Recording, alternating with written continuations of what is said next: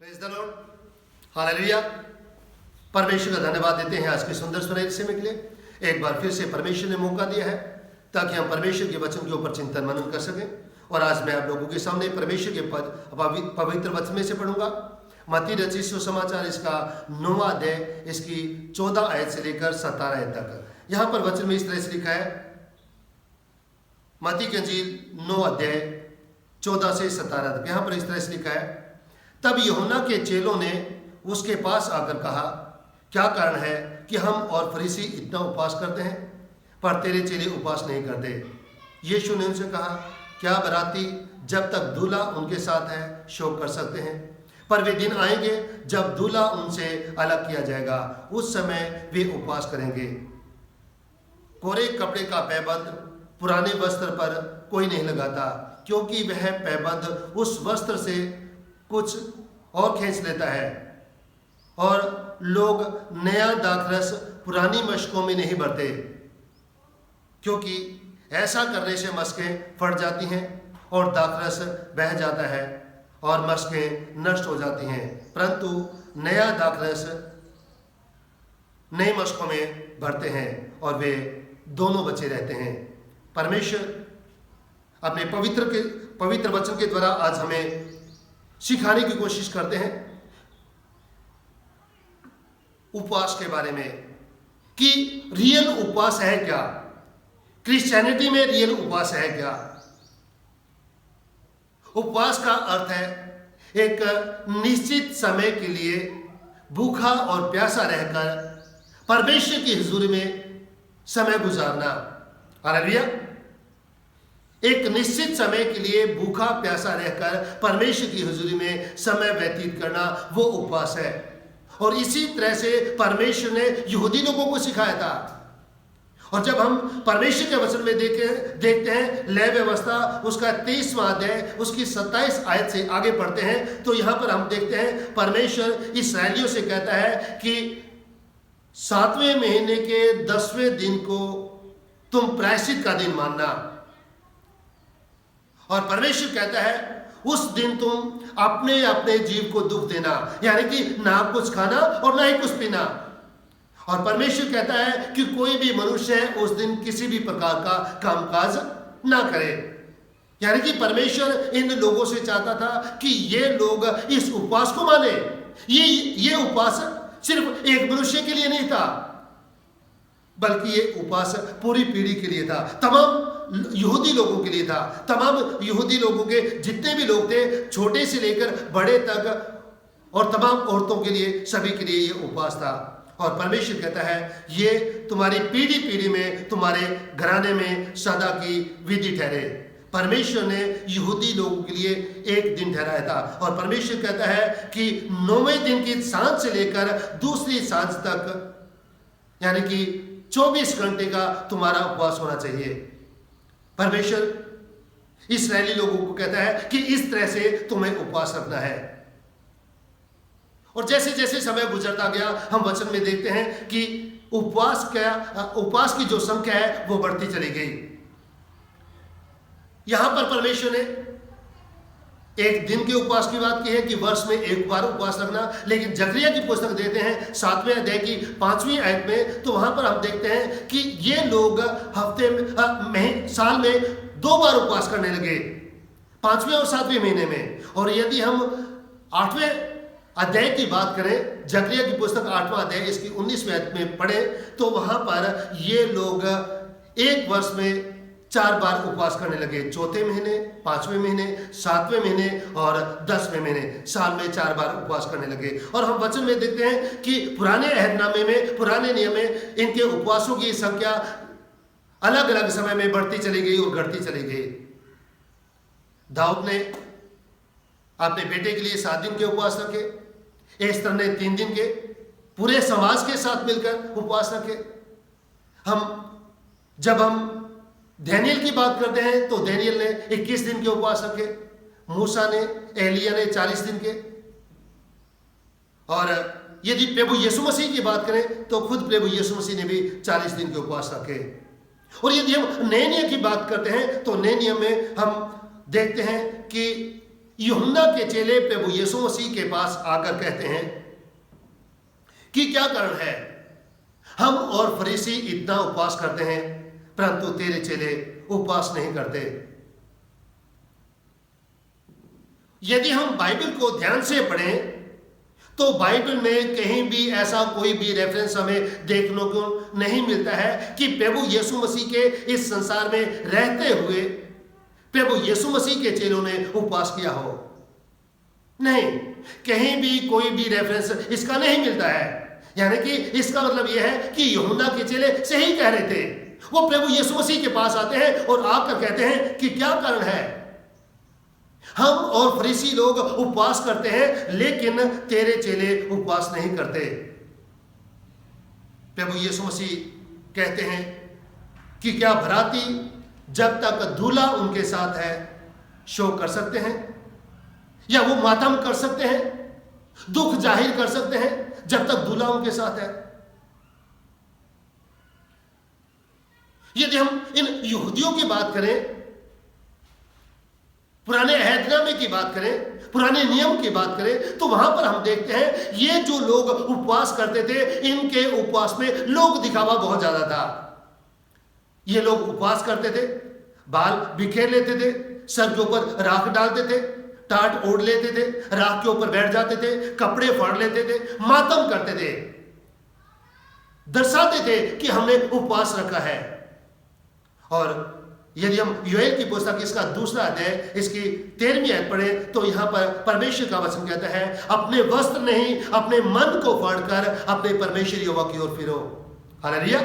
परमेश्वर कहता है अपने वस्त्र नहीं अपने कपड़े मत फाड़ो बल्कि अपने मनों को फाड़कर परमेश्वर की हुजूरी में तुम उपवास करो। वो तुम्हारा उपवास परमेश्वर की दृष्टि में ग्रहण योग्य होगा। और यदि हम यशाया की पुस्तक पढ़े, यशाया इसका 53 अध्याय इसका 58वां अध्याय, तो इसकी 3री और 4थी आयत में परमेश्वर के वचन में लिखा है, यशाया इसका 58वां अध्याय इसकी 3री और 4थी आयत में परमेश्वर का वचन कहता है, सुनो उपवास के दिन तुम अपनी ही इच्छा पूरी करते हो और अपने सेवकों से कठिन कामों को करवाते हो। हालेलुया। परमेश्वर का कलाम कहता है इन यहूदी लोगों को कि उपवास तो तुम रखते हो, सही बात है, लेकिन तुम खुद काम नहीं करते लेकिन अपने सेवकों से तुम कठिन काम करवाते हो। और आगे वचन में कहता है 4थी आयत में, सुनो तुम्हारे उपवास का फल यह होता है कि तुम आपस में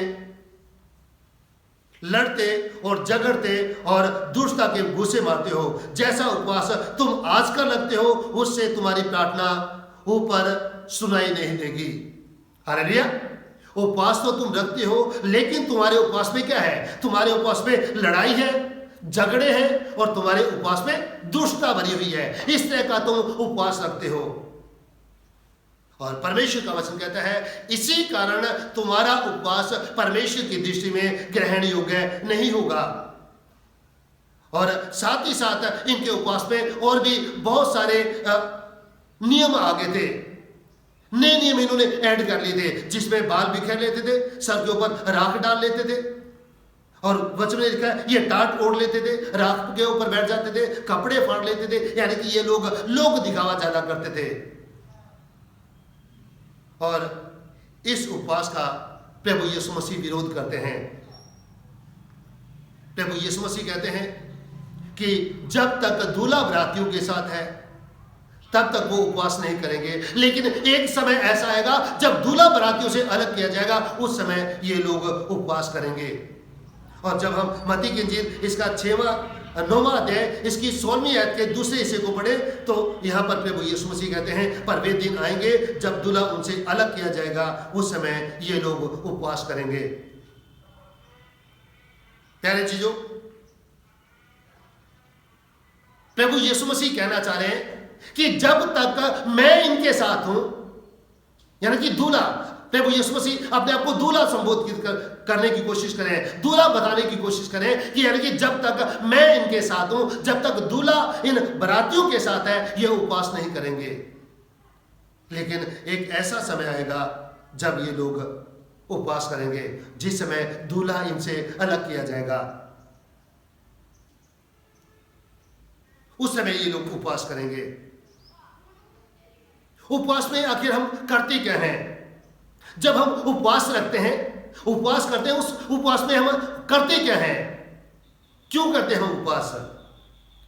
उपवास इसलिए हम करते हैं ताकि हम अपने गुनाह से पश्चाताप कर सकें। जो गलतियां, जो पाप, जो गुनाह, जो अपराध हमने किए हैं उनके लिए हम पश्चाताप कर सकें, उनके लिए हम रिपेंट कर सकें।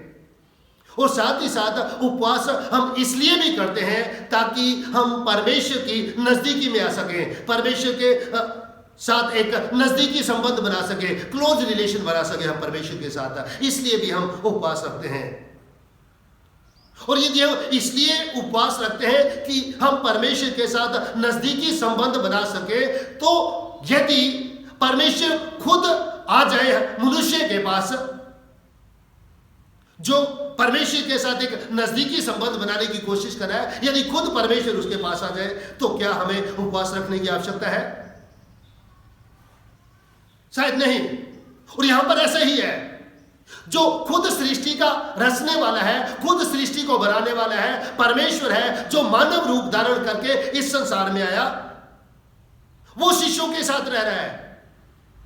क्योंकि परमेश्वर के वचन में हम देखते हैं, यूहन्ना की इंजील इसका पहला अध्याय पहली दूसरी आयत में लिखा है कि आदि में वचन था, वचन परमेश्वर के साथ था और वचन परमेश्वर था। यानी कि प्रभु यीशु मसीह ही परमेश्वर थे। वो मानव रूप धारण करके इस संसार में आ गए। और जब हम वचन में देखते हैं यूहन्ना की इंजील इसका 14वां अध्याय इसकी 11वीं आयत में परमेश्वर का वचन कहता है, यूहन्ना 14 की 11 में प्रभु यीशु मसीह कहते हैं, मैं पिता में हूं और पिता मुझ में है। हालेलुया। प्रभु यीशु मसीह कहते हैं, मैं पिता में हूं और पिता मुझ में है। और 14वें अध्याय की 9वीं आयत के तीसरे हिस्से में लिखा है, और जिसने मुझे देखा उसने पिता को देखा। हालेलुया।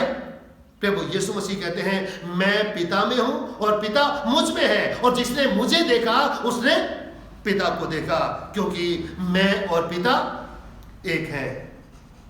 और मैं इसीलिए आया हूं कि तुम्हें पिता को दिखा सकूं, क्योंकि मैं खुद खुदा हूं। और यदि खुद खुदा इंसान के पास आ जाए चल के, तो मैं नहीं समझता कि उस इंसान को उपवास रखने की आवश्यकता है। और यही बात प्रभु यीशु मसीह कह रहे हैं कि जब तक दूल्हा बरातियों के साथ है वो उपवास नहीं करेंगे, लेकिन एक ऐसा समय आएगा जब दूल्हा बरातियों से अलग किया जाएगा, उस समय ये उपवास करेंगे। और प्रभु यीशु मसीह बात करें कि जब दूल्हा शारीरिक रूप से बरातियों से अलग किया जाएगा, उस समय ये उपवास करेंगे। और ऐसा हुआ। और जब प्रभु यीशु मसीह का स्वर्गारोहण हो गया फर्स्ट सेंचुरी में ही, तो उसके बाद शिष्यों ने उपवास रखे, दुआएं करते थे, उपवास रखते थे, कई दिन उपवास रखे। फिर इन शिष्यों ने अपनी सेवकाई को आगे बढ़ाया, जगह जगह प्रचार करते थे, और उसी का नतीजा मैं और आप हैं। उनकी दुआओं का और उनके उपवास का नतीजा मैं और आप हैं। इन लोगों ने उपवास रखे और ये बढ़ते चले गए। और मत्ती की इंजील में आगे परमेश्वर के वचन में लिखा है 9वें अध्याय की 16वीं और 17वीं आयत में, यहां पर वचन कहता है, कोरे कपड़े का पैबंद पुराने वस्त्र पर कोई नहीं लगाता, क्योंकि वह पैबंद उस वस्त्र से कुछ और खींच लेता है और वह अधिक बढ़ जाता है। और लोग नया दाखरस पुरानी मशकों में नहीं भरते, क्योंकि ऐसा न हो कि मशकें फट जाएं और दाखरस बह जाता है और मशकें नष्ट हो जाती हैं, परंतु नया दाखरस नई मशकों में भरते हैं और वे दोनों बचे रहते हैं। प्रभु यीशु मसीह कहते हैं कि कोरे कपड़े का पैबंद पुराने वस्त्र पर कोई नहीं लगाता और पुरानी मशकों में नया दाखरस कोई नहीं भरता।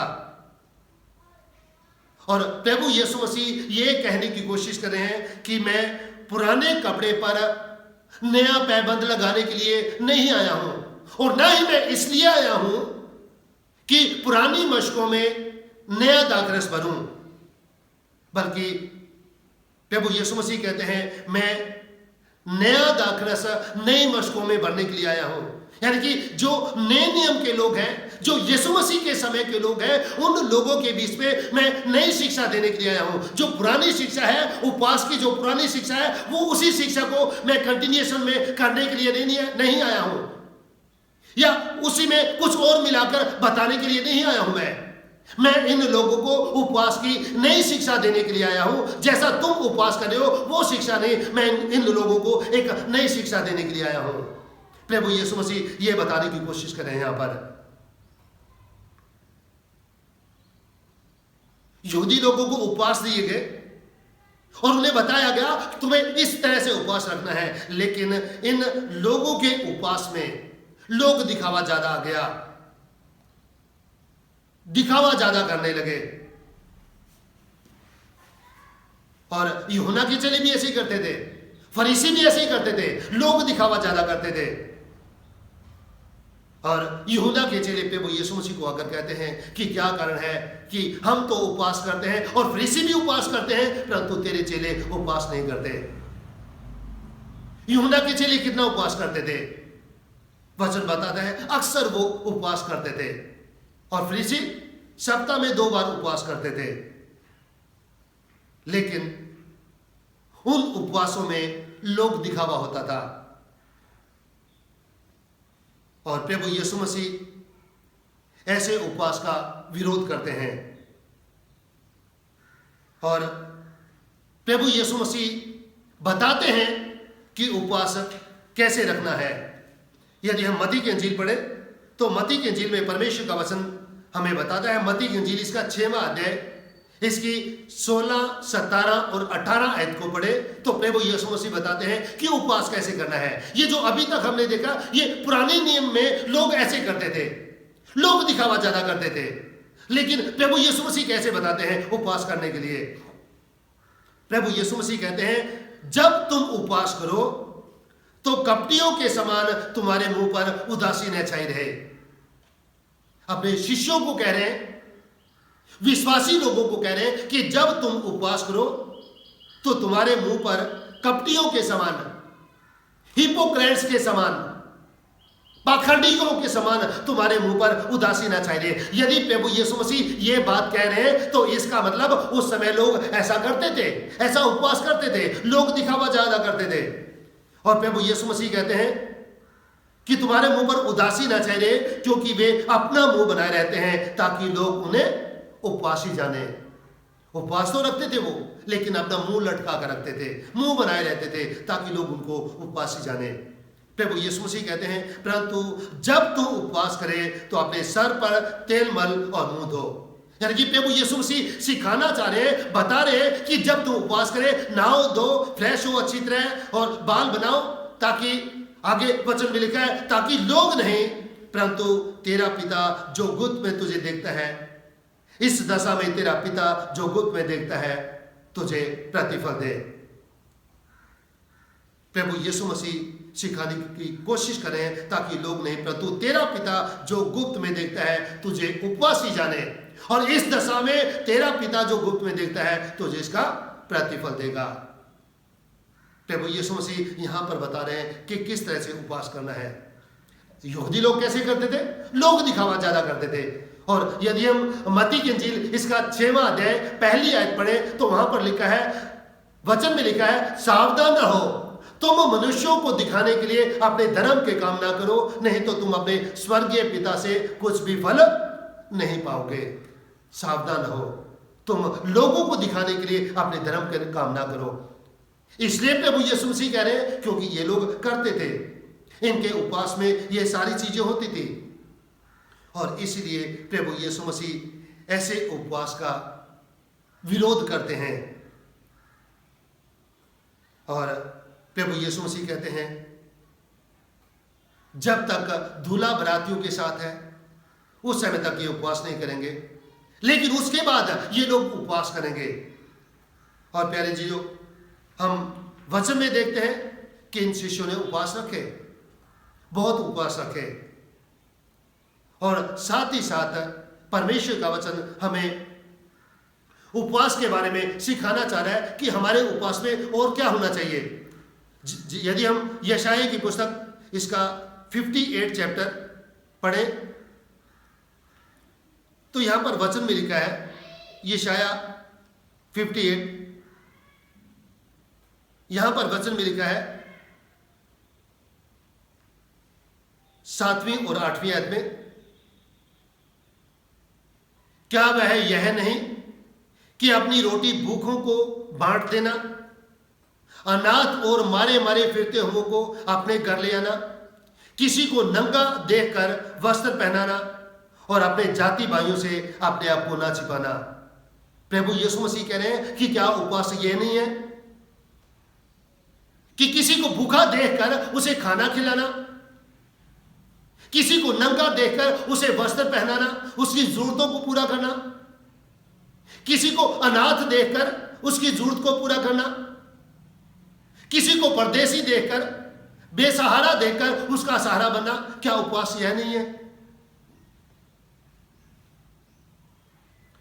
और आगे प्रभु यीशु मसीह कहते हैं, तब तेरा प्रकाश पो फटने के समान चमकेगा।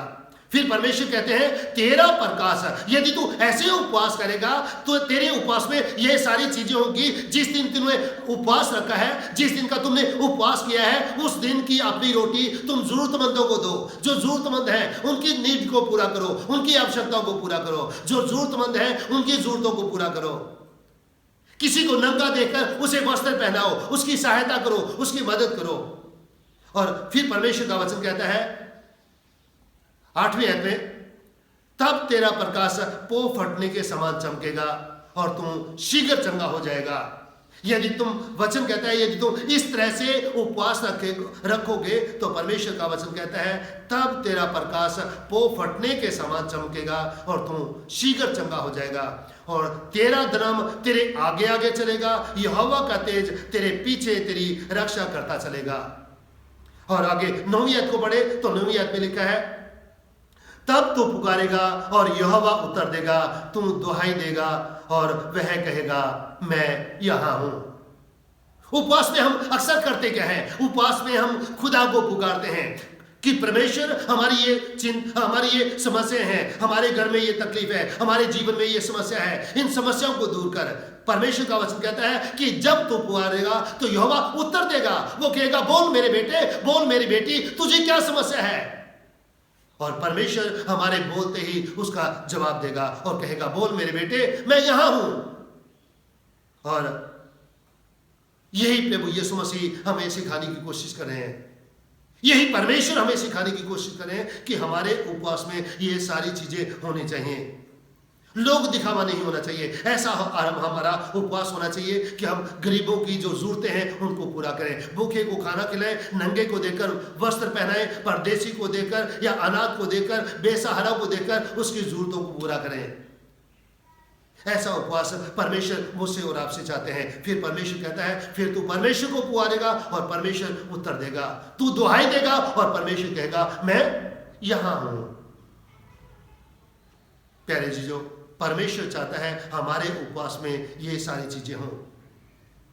और साथ ही साथ परमेश्वर हमसे चाहता है, मत्ती की इंजील 6 अध्याय उसकी 17 और 18 आयत के अनुसार हमसे चाहता है, परंतु जब तू उपवास करे तो अपने सर पर तेल मल और मुंह धो, ताकि लोग नहीं परंतु तेरा पिता जो गुप्त में देखता है तुझे उपवासी जाने। इस दशा में तेरा पिता जो गुप्त में देखता है तुझे प्रतिफल देगा।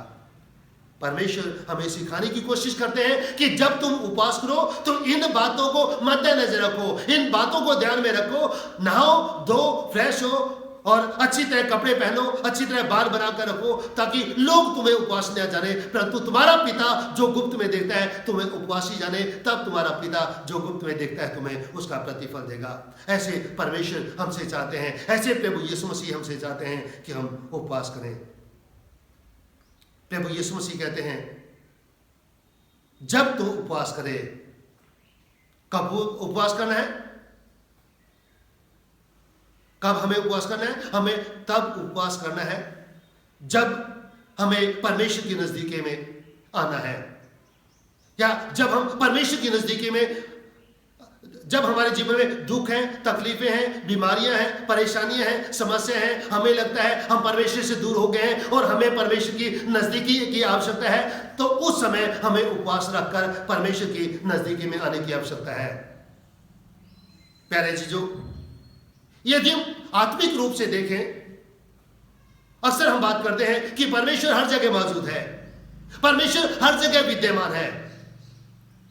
और यदि परमेश्वर हर जगह मौजूद है तो प्रभु यीशु मसीह कह रहे हैं कि जब तक दूल्हा बरातियों के साथ है वो उपवास नहीं करेंगे, परंतु एक समय आएगा जब दूल्हा बरातियों से अलग किया जाएगा, उस समय ये उपवास करेंगे। लेकिन यदि हम आत्मिक रूप से देखें तो इसका मतलब यह है कि परमेश्वर तो हर जगह मौजूद है, इस समय भी परमेश्वर हमारे पास है। और यदि परमेश्वर हमारे पास है तो इसका मतलब है परमेश्वर हमसे जुदा नहीं है। तो जुदाई कब आती है? जुदाई तब आती है, सेपरेशन तब आता है जब हमारे जीवन में पाप आता है, गुनाह आता है, अपराध आते हैं, तो तब हमारे जीवन में बुराई आती है। और जब बुराई आती है तो यकीनन परमेश्वर में और हमारे बीच में गैप आ जाता है। और इसी तरह हम प्रभु यीशु मसीह के जीवन में देखते हैं, जिस समय प्रभु यीशु मसीह इस संसार में आए, इस संसार के लोगों के गुनाहों को अपने ऊपर लेकर कलवरी क्रूस के ऊपर चढ़ गए। प्रभु यीशु मसीह बिल्कुल निर्दोष थे, कोई गलती नहीं की, कोई गुनाह नहीं किया, कोई अपराध नहीं किया, लेकिन हमारे पापों के, संसार के लोगों के गुनाहों को अपने ऊपर लेके कलवरी क्रूस के ऊपर कुर्बान हो गए, चढ़ गए। अब हमारे गुनाहों को जब प्रभु यीशु मसीह ने अपने ऊपर ले लिया तो इसका मतलब यह है प्रभु यीशु मसीह हमारे लिए पापी बन गए। और जब प्रभु यीशु मसीह हमारे लिए पापी बन गए तो प्यारे जीजो, पाप का और परमेश्वर का कभी भी रिश्ता नहीं बन सकता।